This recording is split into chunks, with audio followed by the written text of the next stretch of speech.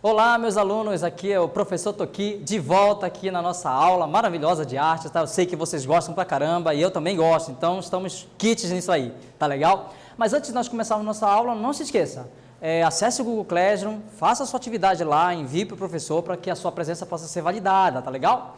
Beleza, gente, olha, na aula anterior que nós tivemos, nós trabalhamos a questão do parâmetro do som, então nós vimos aqui conceitos de som, aprendemos um pouquinho como é que o ouvido funciona, né, como é que o som ele se propaga no espaço, vimos alguns instrumentos e tudo, né, como é que é essa sonoridade, divisões do som e esses parâmetros, como é que ele é estudado, tá legal?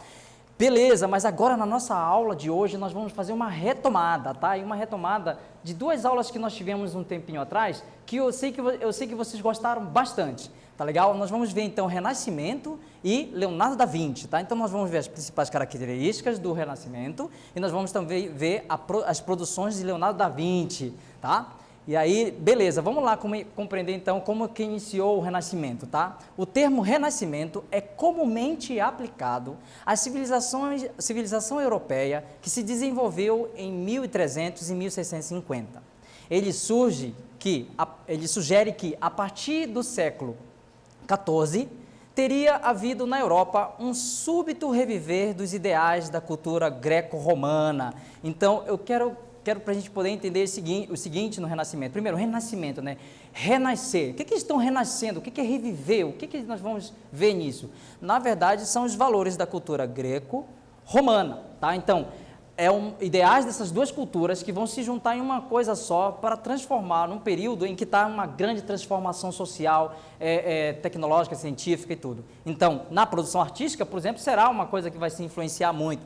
A arte grega, que vai trabalhar a questão da beleza e também da mitologia e tudo.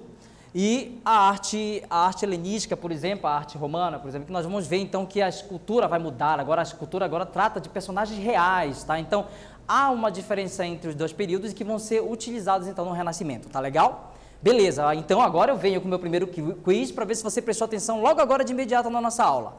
O que foi o Renascimento? Letra A, um movimento que buscava o reviver dos ideais da cultura egípcia, um período na Europa em que houve um rápido abandono da arte. C, um movimento de origem europeia que buscava a inspiração nos ideais da cultura greco-romana. Já volto para a gente ver então a resposta.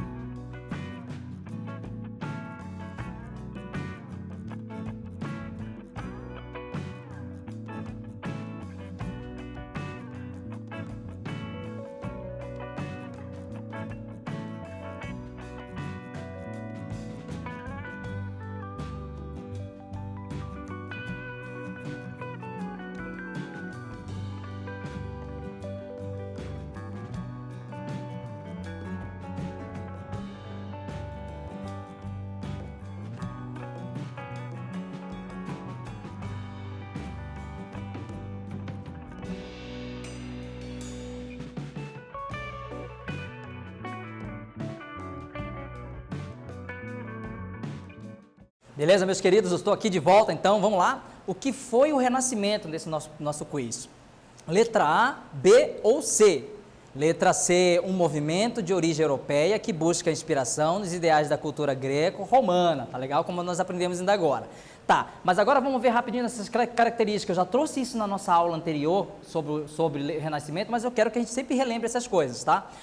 Lembrando que o Renascimento é junção, encontro de arte e ciência. Tanto que para Leonardo da Vinci, arte e ciência era a mesma coisa. Então ele trabalhava misturando essas duas coisas em todas as coisas que ele fazia, tá legal? Então, a mistura dessa arte e ciência, nós vamos encontrar alguns elementos, por exemplo, a geometria, nós vamos encontrar questões da biologia, nós vamos encontrar a história e filosofia, tá? A física, a química, então são áreas dos conhecimentos da ciência. Por quê? Período do Renascimento está acontecendo um grande reviver dos estudos das ciências e tudo, tá? Então aí, nas artes, aí vamos ver nessas características, né? Nas artes, o ideal humanista e a preocupação com o rigor científico podem ser encontrados nas mais diferentes manifestações, trabalhando ora o espaço na arquitetura, ora as linhas e cores na pintura, ou ainda os volumes na escultura. Então, esses conhecimentos vão influenciar também na produção artística, na escultura, na pintura, na arquitetura. Então, é muito interessante nós vermos isso, tá?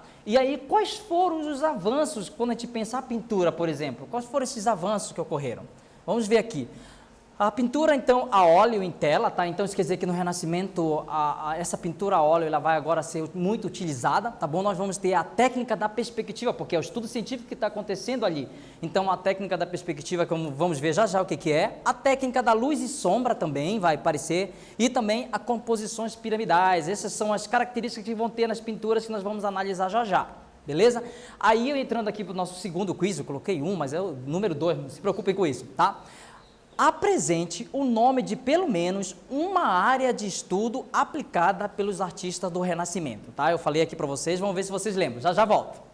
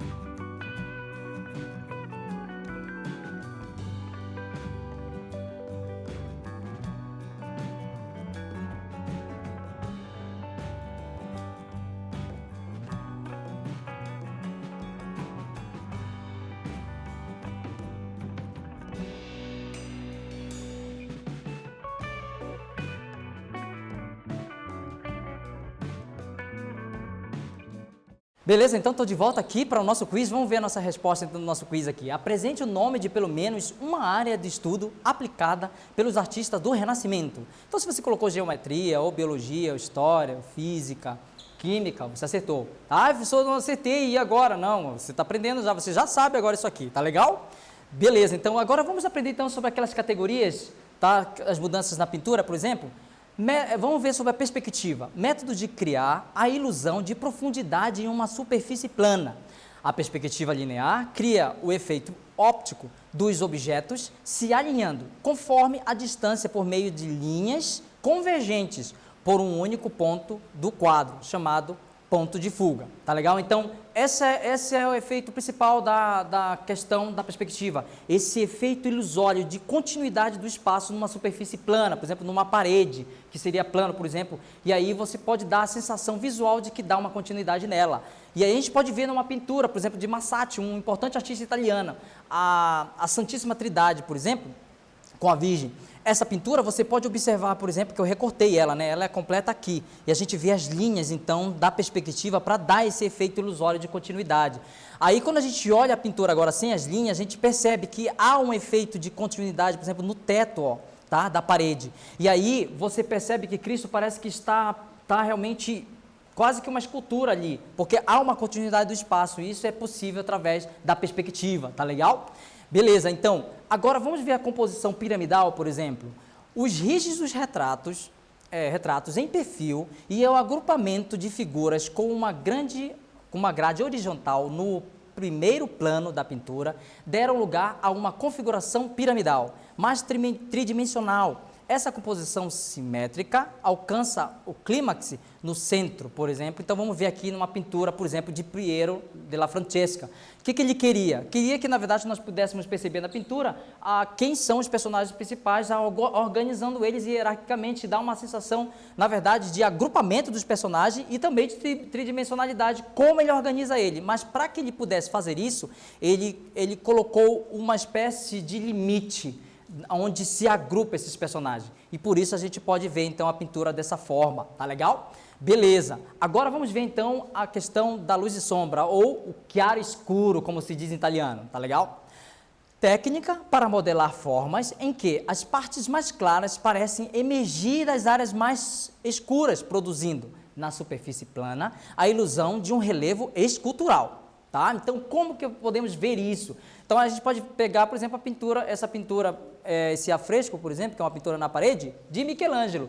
E eu já trouxe até para vocês verem, com o estudo do corpo, com a ciência junto, olha como o corpo de Michelangelo é tão bem feito, mas o interessante é que o que vai tornar mais real é o efeito exatamente da luz e sombra que ele desenvolveu na pintura para privilegiar partes do corpo e dar a sensação de escultura na pintura. Olha que coisa incrível, né, gente? Bem, aí a gente vai ver um importante artista, que é o que nós estamos sentando aqui, que seria Leonardo da Vinci, tá? Vamos lá. Leonardo fez mais que qualquer outro para criar o conceito de gênio artista, ao acentuar permanentemente os aspectos intelectuais da arte e da criatividade. Leonardo transformou o status de artista em, segundo as suas palavras, Senhor e Deus. Então, esse gênio artista seria, por exemplo, com grande conhecimento de todas as coisas. Então, Leonardo da Vinci vai por várias áreas da ciência para produzir todas as coisas que ele desenvolvia, tanto na tecnologia, ou no estudo do corpo, ou então na própria pintura. Beleza, aí a gente vai ver algumas dessas categorias. Ele dominava muito bem a pintura, com esses conhecimentos, a escultura também, a ciência que ele utilizava para fazer exatamente essas esculturas e pintura, a engenharia, a anatomia que é estudo do corpo, né? E a arquitetura. Olha o grande conhecimento que Leonardo da Vinci tinha, né?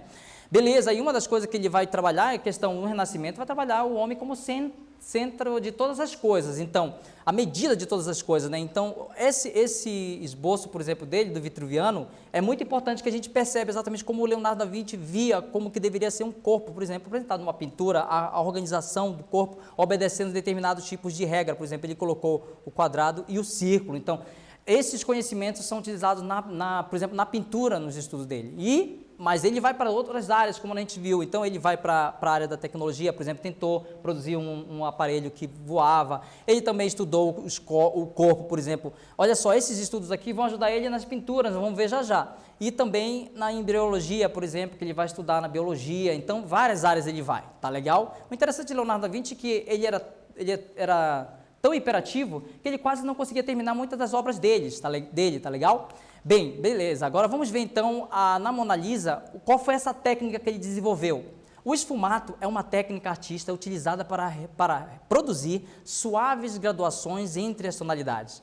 Esfumato vem do italiano sfumare, que quer dizer de tom baixo ou evaporar como fumaça. Então a Mona Lisa, exatamente, ele vai usar essa técnica para dar um efeito muito mais realista nela. Se antes os pintores utilizavam traços na pintura para que dava um efeito muito rígido, o Leonardo da Vinci vai tentar tirar a rigidez e dar um efeito mais humanizado, quer dizer, quando ele produz essa suavidade nos rostos da Mona Lisa, ó, como não há traço ao redor do rosto dela, né?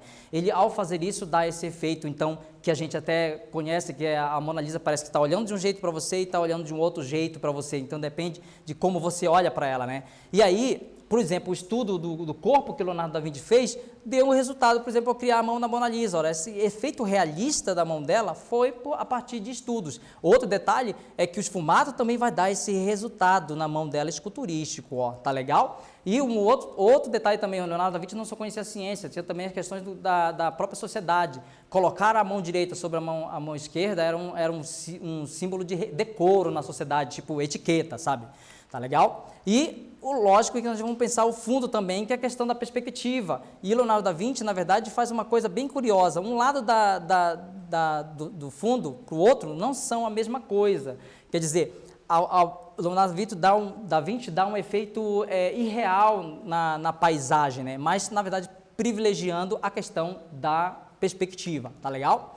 E o restante, então, do corpo todo da Mona Lisa, né, como foi muito bem pintado, com muito cuidado, com muito detalhe, realçando esse conhecimento também do esfumato, tá bom? Beleza, então, esse seria o resultado final da produção de Leonardo da Vinci, quando ele vai usar, então, a composição piramidal, que vai finalizar o trabalho, que ajuda exatamente você a olhar e centralizar a Mona Lisa na pintura, tá?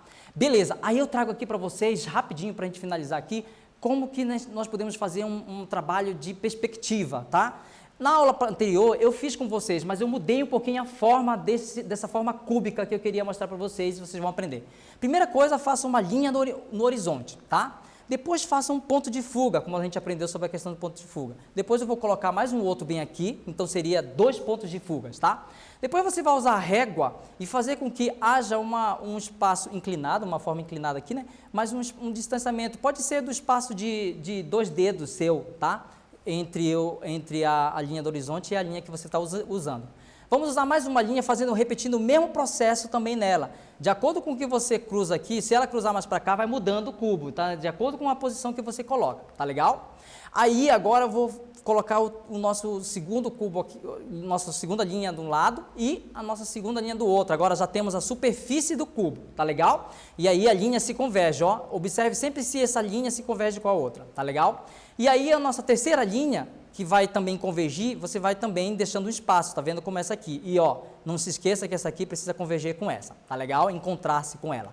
E a próxima linha, então, é o mesmo processo aqui também, para se encontrar uma com a outra aqui também, ó, tá? E agora é só a gente pegar a régua e fazer o nosso próprio desenho. Aqui, por exemplo, nessas que se convergeram aqui também, e para finalizar, nessa aqui que se convergeram, tá legal? E aí, dá exatamente o efeito ilusório, ó, parece um cubo. Nossa, professor, estou vendo o cubo, mas você usou conhecendo a perspectiva. E para finalizar o nosso trabalho, eu vou fazer uma atividade com vocês, exatamente para vocês fazerem esse exercício, então. Crie um cubo utilizando as regras da perspectiva. Então, você vai seguindo lá aquela regra que eu ensinei para você, tá bom? Vai experimentando até dar certo. Pegue uma folha em branco e utilize lápis, régua e borracha. Se você não tem régua, use um lápis, tá legal? Não tem problema. O próprio lápis pode ser como régua também. Eu usava muito isso também. E aí a gente vai ver o resultado daqui a pouco.